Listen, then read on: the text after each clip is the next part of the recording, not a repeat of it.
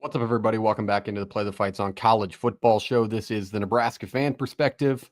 And if you're joining us, boy, oh boy, you are a loyal and true fan, as majority of Nebraska fans are. But what a week. This past week, Nebraska gets drubbed by the Golden Gophers 24-6 in Minneapolis. I unfortunately made the drive up, was a part of the loss, was in the stadium, drove 6 hours to see 6 points. And it was an embarrassing performance on national television once again for Nebraska. If you've never been a part of the show before, we are going to recap that game very, very briefly before we get into the Northwestern Wildcats. We are going to focus upon the Northwestern Wildcats. We're going to move forward. I'm going to tell you about their team, the little bit of the series history, their position groups, what to look out for, the keys to the game for Nebraska to win it, and whether or not I will think they win. So we'll get into all of that. But make sure you smash the like button, smash the subscribe button if you're a Nebraska fan. If you're joining this one, I appreciate you more than you know. I know after a loss, it's tough to get back up for another Saturday game, an 11 a.m. game. It's that emotionally draining point in the season, right? We're reaching week 9 already. Nebraska stands at 5-2 now after falling on the road. And, we still have some opportunities in front of us, but from the product that we saw, kind of hurts, right? The hope of what this Nebraska season could be.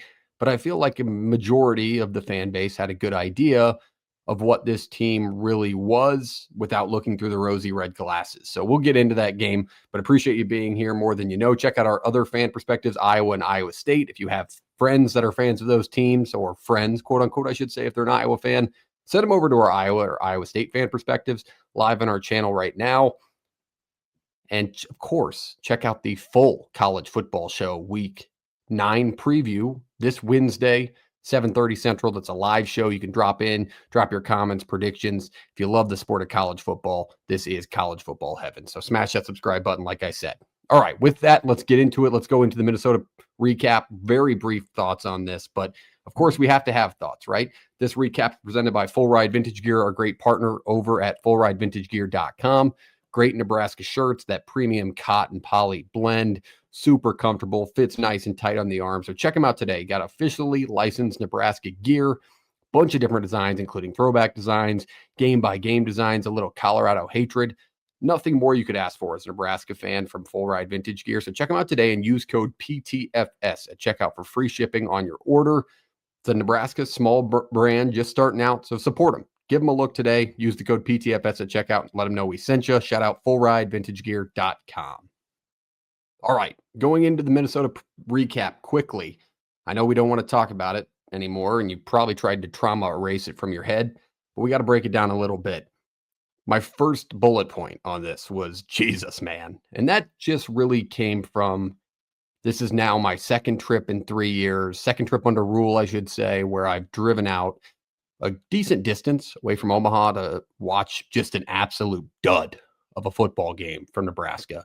First one was Boulder. Obviously, we know how that one went, 36-14 drubbing by Dion and company. We got our lick back there, but it doesn't feel like we're going to get our lick back on Minnesota ever. They've had our number. I talked about last week in our preview. I highlighted a lot of the guys that made a ton of impact plays for them. So the show's doing well, in my opinion. I love the Northwestern week. Just a quick note, because this is how this show started back in 2023, was Northwestern week and our 17-9 victory, which we will get to briefly mention. So we've come a long way on this show. So make sure you hit the like button for that reason alone. But back to the Minnesota game. Overall, I think the main notes: horrible blocking and tackling mixed with ghost and questionable play calls. That's like what I would wrap it up as, all in one sentence. Horrible blocking. Everybody knows the offensive line, the injuries we sustained. Rocco Spindler looks like he had surgery this weekend. He's expected to play. Basically, it's pain tolerance intended. I would expect a guy of that caliber and size and with his experience to play this weekend.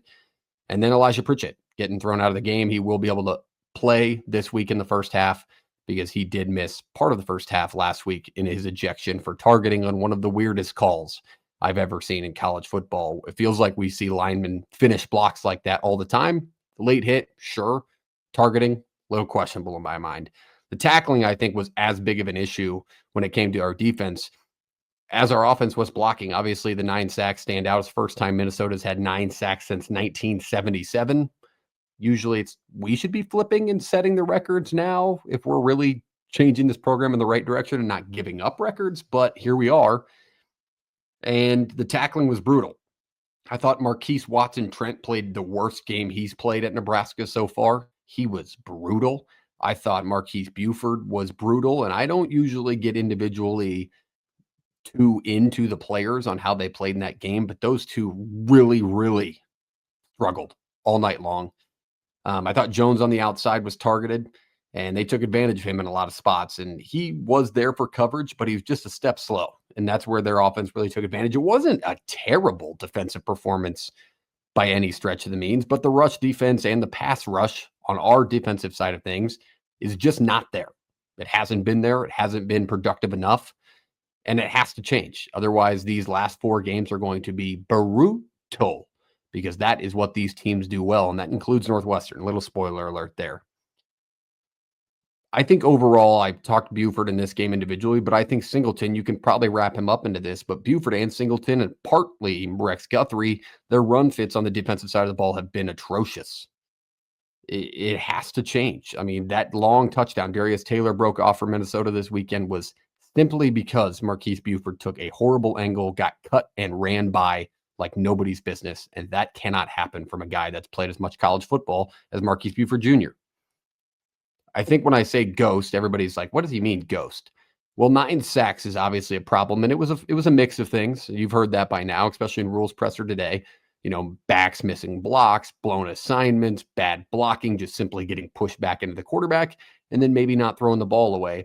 But I've seen way too many opinions from this fan base wanting TJ Lateef. And I said this a couple weeks on the show. If you find yourself being like, yep, time for TJ Lateef, time to move on, do not let Akron and Houston Christian garbage time production make you think that a kid is ready to play in Big Ten football, because he is simply not. And if he was the guy we pay millions and millions, or I should say the guys we pay millions and millions of dollars for, would put him in, especially in scenarios where Dylan's getting beat up like that, where we're down 24-6. They would throw him in the last drive if he really thought he was ready to go. But I don't think it's an all on Dylan issue. I think there's a little bit of a narrative that goes untalked about, and that is when you get sacked 5 times, that 6th, the drop back, is not as sustainable as the rest of them were, because you've been hit and sacked so many times in that game. At some point, your pocket presence does break down because you don't know where the pocket's been. You've been sacked 5 times. That's what I mean when I say we're seeing ghost. So, yeah, I think everybody saw that clip of the 2-man rush where they got home and he should have stepped up into the pocket. It wasn't a very long window where he could have stepped up, but that is a credit to exactly what I just said, where it's ghost. And those things will be worked through. But Dylan's just a sophomore. I don't think that game was all on him. I thought he made a couple of nice plays. Obviously, you've seen the highlights for, and he still does need to get better at throwing the ball away. But I wouldn't put as much as the fan base has put on Dylan Raiola when it comes to the sacks. I think it takes a toll. And one of the running backs we get to preview this week will be kind of the exact opposite of that toll being taken.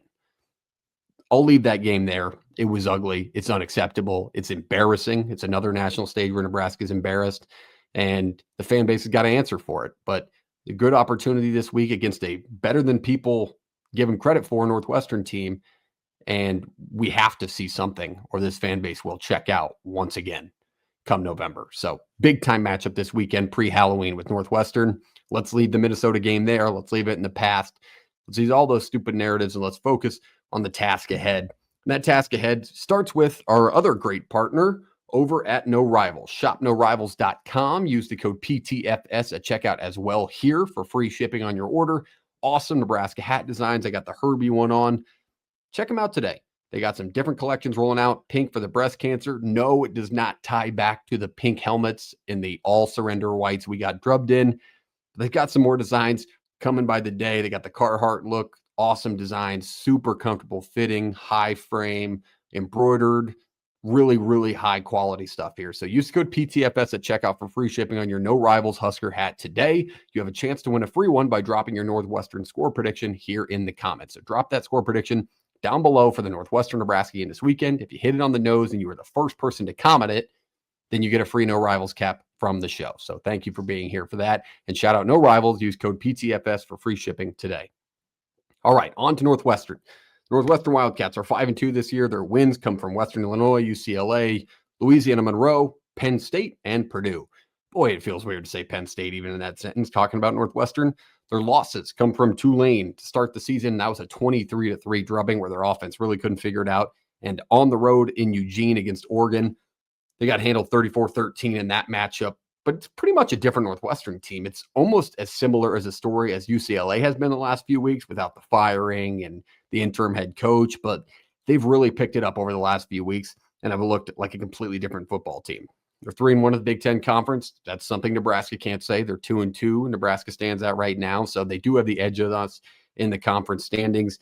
And it should be an absolute dogfight in my mind. Taking a look at the series altogether, Nebraska leads the series 10-7 all-time against the Cats. The last win came in 2023, that 17-9 victory in Lincoln. Really ugly football game where our defense was just stout as could be as it was in that first year under Tony White. And then their last win for Northwestern came in Dublin, Ireland against Scott Frost, which was nearing and really a good kickoff to the end of that Scott Frost era. Sorry if Dublin comes up with those PTSD moments and that war meme with the guy kind of looking with all the action going behind him. That's the way that Dublin loss felt. So Nebraska still leads the series. It's close. This series has had a lot of close matchups, a lot of game-winning plays. Nebraska is favored in this game by a touchdown once again, which we were favored in Minneapolis, so don't write that all off. But Northwestern's a good football team. Let's not get it mistaken. They are led by head coach David Braun. David Braun was the 2023 Play the Fight Song Coach of the Year. He's also the Big Ten Coach of the Year and real awards. But the Play the Fight Song awards are about as good as they get. Check out the full show at Play the Fight Pod on all platforms. Hell of a coach. He's a disciplined guy. He's a gritty coach. He really gets a lot out of his players and that program and what Northwestern is. And he does a decent job at recruiting. They're not going to get those 4 or 5-star guys. Does this talk sound very eerily similar to what I told you about PJ Fleck last week? Sure does. It's kind of a very similar way, the way that they coach and the way that they handle their business. They're big, they're physical, and they're not going to take a name from anyone. They don't care that it's Nebraska. They don't care that it's Penn State. They're going to go in and they're going to play football, and they're going to play a tough brand of football.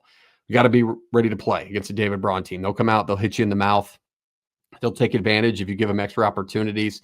And he's a hell of a coach, and what he's done at Northwestern has gone under the radar more than it should have, because it's been unbelievable what he took in from the Fitzgerald firing, from the situation and scandal, if you will say, that went around Northwestern. It's been very impressive what David Braun's done with this program.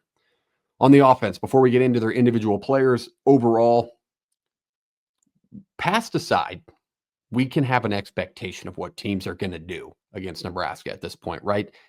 Even last week, Minnesota didn't throw the ball incredibly well. They kind of dinked and dunked it around. It wasn't a part of their big plays outside of that fade touchdown in the corner to Brockington. They ran the football, and they hadn't run the football well all year. They did against Nebraska because the rush defense has struggled so bad, and our front seven has really struggled to stop the run. That's going to be Northwestern's recipe. That's what they want to do.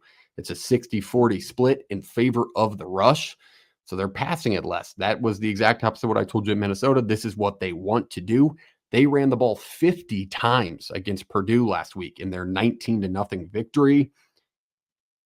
It's a pro-style pistol offense is the way I would tell you that they're set up. They'll show you different looks. They'll mix in RPOs, but they're going to run downhill, and that's what they want to do. That's what you'll see most often.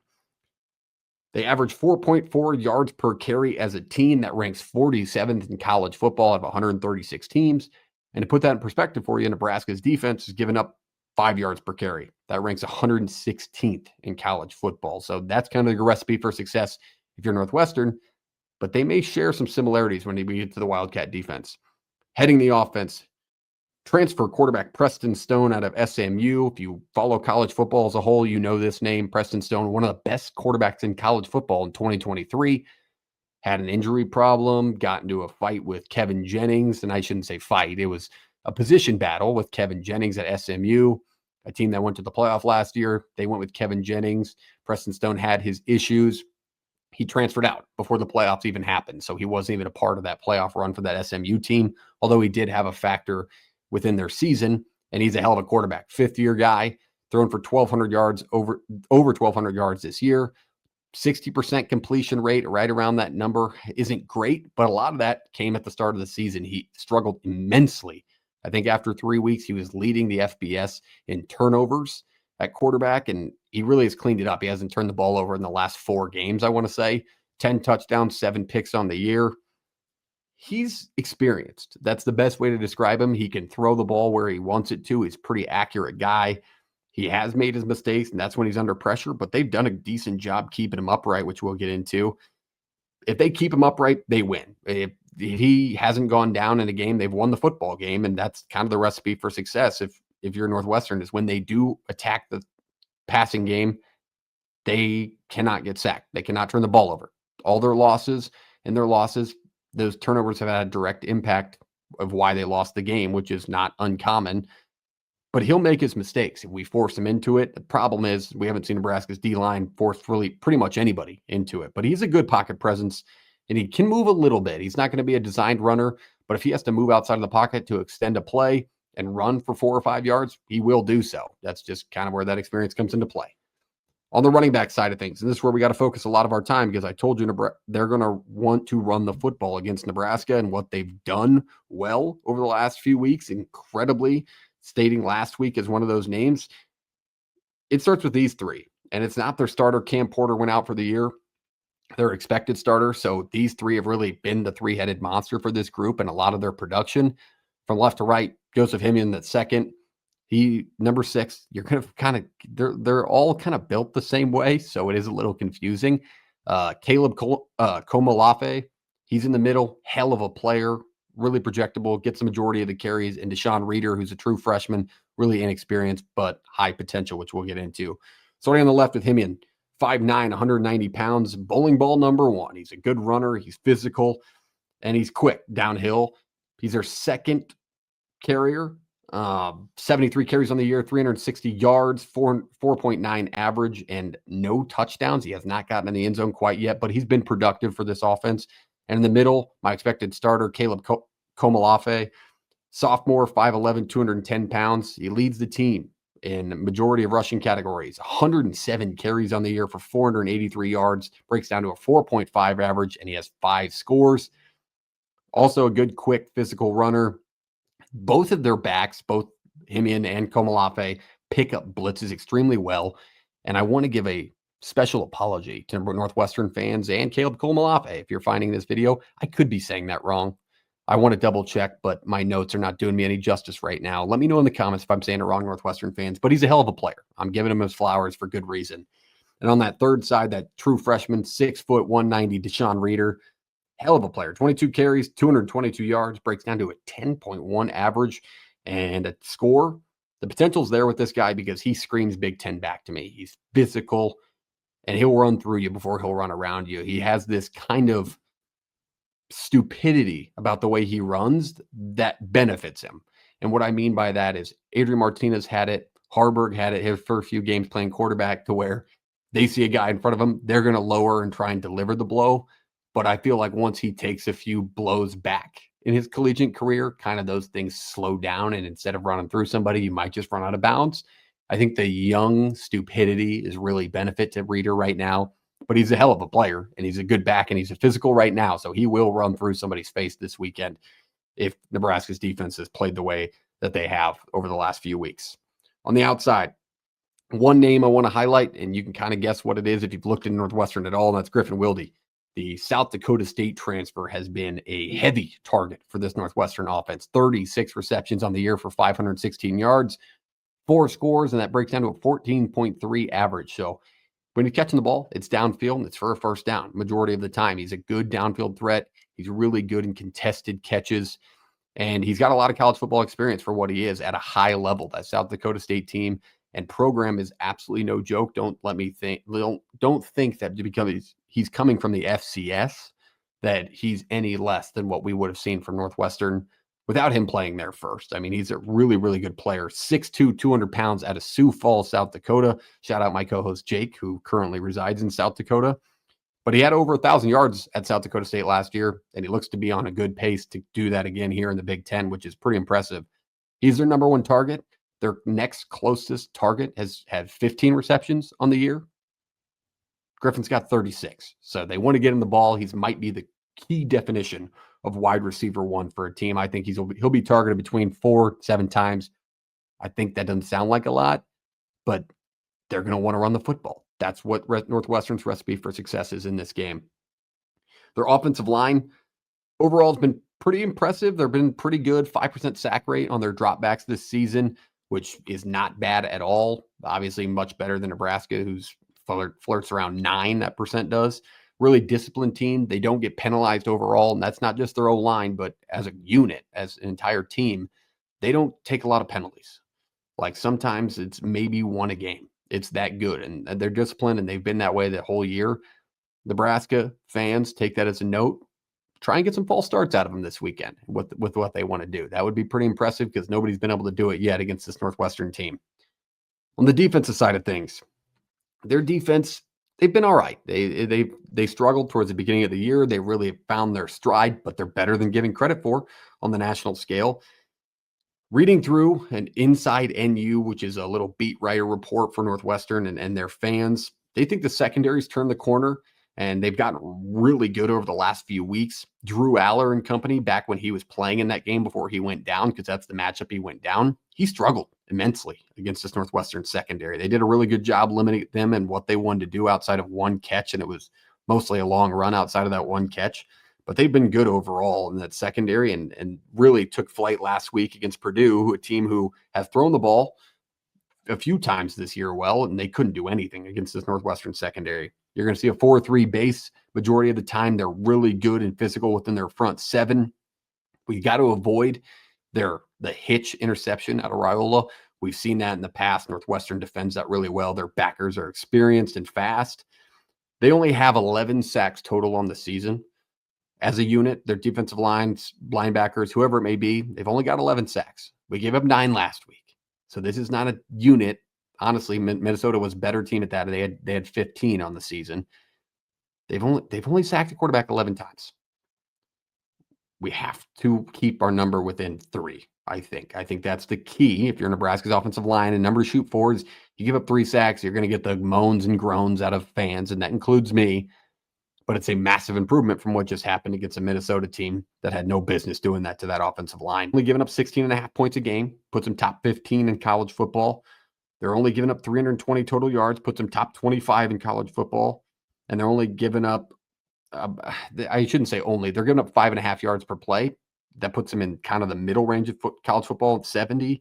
But they've been bad on third down. They're giving up 50% of those. And they've been really good on fourth down getting stops. They've only given up 33.33% of those on the season, which puts them back top 15 in college football. So they've got their bright sides and got their downsides, heavier on their bright sides for this unit and what they've done overall this season. All right, starting off with the defensive individual highlights. Jalyn, I want to say. Jalyn, let me know in the comments. Good player anyway.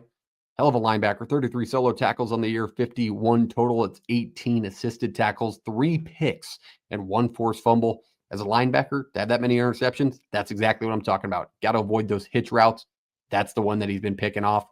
Hasn't taken any back to the house, but an experienced player nonetheless. He's senior linebacker out of Lake Forest, Illinois. 2 tackles for loss last week against Purdue in that dominant defensive performance. And he's a really good run-stopping piece for this defense. In the secondary, the name I want to highlight, and I usually try and avoid picking the top statistical guy out of a defense, but this guy's deserved his flowers, and that's Robert Fitzgerald.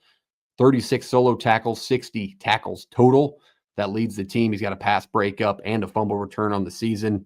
Really disciplined defensive back that finds himself all over the field. Similar to like a Purdue-style Dylan Thieneman, Robert Fitzgerald kind of fits that narrative and skew here for that defense. He'll be all over the field. They'll mix looks with him. He will show pressure if they want to bring everybody or engage 8.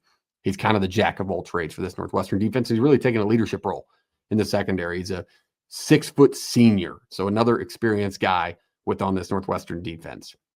Now, I've talked about a lot, told you a lot of good things out of Northwestern. That's because they've deserved it. They're 5-2. Not a lot of people would expect them to be at that mark. They've got a couple of good wins. How good does that UCLA win look right now? Winning on the road at Penn State, no matter if they just fired their coach, or I guess they're the reason they fired their coach, it was the last straw, is incredibly hard. And I get it was a hangover spot for Penn State, and their fans were, white out, lenient, whatever the hell you want to say. But winning there is not easy. And it's not going to be easy when we go there in a few weeks. They did it. So don't expect any swaying or scared feeling out of this Northwestern team coming into Memorial this Saturday morning. Nebraska got their hands full. Do I think Nebraska can get it done? I do. Because of the matchups that I just broke down, I feel like Nebraska is obviously more talented. I think Nebraska is going to play with a chip on their shoulder this week. I think the recipe for success and the keys to the game to get to the score prediction, that is Nebraska winning the football game 24-20. And that's a dogfight, as I expect it to be. The keys to this game are we have to give EJ the ball. We absolutely have to give EJ the ball. When the Northwestern defense has struggled, it's been against the run. Their numbers are all around kind of the middle to the back half of college football as a whole. We cannot give him to him 14 times where he can average 4.5 yards per carry and kind of really not do what we should have done. And that's what I was talking about, the play calling last week we struggled with so well, or so badly, I should say. We got to give the ball to Emmett. We were feeding him 20 to 25 times against Houston Christian, Akron, Cincinnati, and we were like, man, can he carry the load through a Big Ten season? It didn't look like he was slowing down, but they slowed those carries down.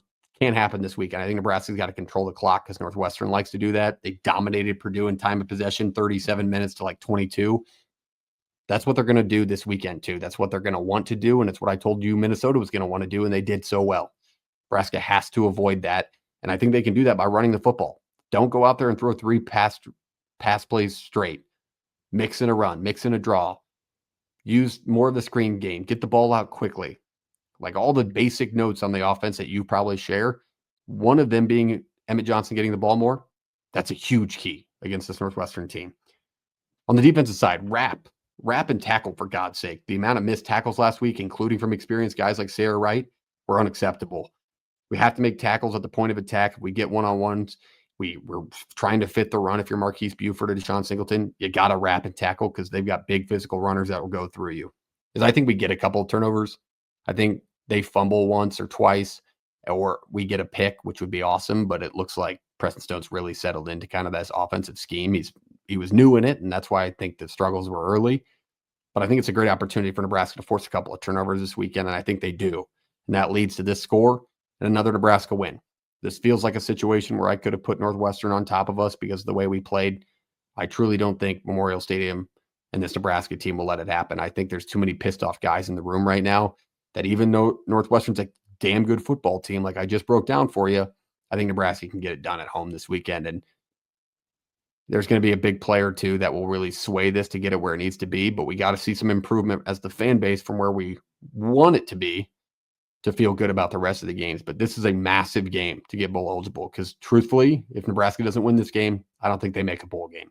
I'll tell you that right now. But we'll preview those games when they come. That's what I feel about the Northwestern game. Let me know in the comments what you think your score prediction is for a chance to win a free No Rivals cap. Make sure you hit the subscribe button and you hit the like button. I appreciate you being here more than you know. Send it to a friend, send it to your dad, send it to your friend and make fun of me. Like I care. Please let me know what you think of the video. Let me know how I can improve them. We'll see you next week where we'll break down this game. We'll preview the next. That's what we do here at Cover College Football. See you on Wednesday night, 7:30 for the full preview of the Week 9 slate. It's a great way to learn more about the grand scheme of college football if you've been trying to get into it. Maybe don't watch every team. So check out that live show on Wednesday night, 7:30 Central, from the Play the Fight song right here on this channel. And you can get notified for it by hitting the subscribe button today. So I love you. Appreciate you. We'll see you next time. Let me know in the comments what your thoughts is on this matchup. Go Big Red.